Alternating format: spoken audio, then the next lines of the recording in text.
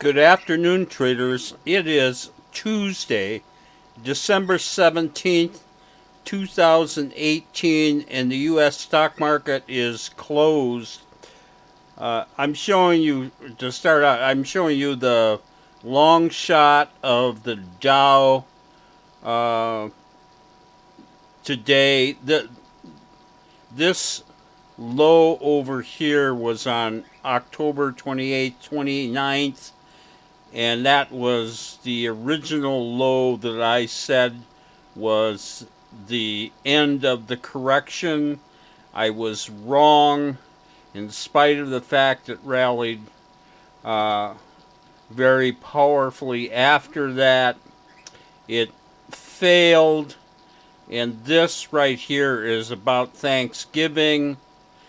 Uh, you can see why we had a pretty bad November, and then it popped up again and failed without taking out this high. I thought this thing was going to go up here, take out this high, and go to all-time highs. Instead, it failed, rallied a little, and now you can see that we're well below where I called that low. So I have to say, I don't know where the bottom of this is at this time, uh, but we're definitely in a very bearish market correction at this time, and it looks to me like it's going lower. Okay, um, today we had three positions coming in. We are holding one and closed out two of them, and with just those two positions, we still closed out negative just over $7,000 negative. So that's pretty bad for only two positions. However, finally, there is some good news in this. We got into the one position that we held on to, which was DeGaz, which is inverse natural gas. Absolutely went to the moon today.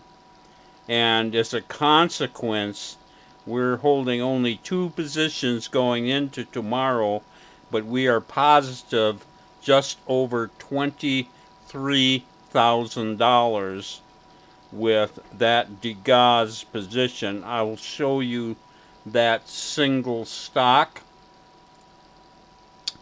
Here it is. This is DeGaz inverse natural gas.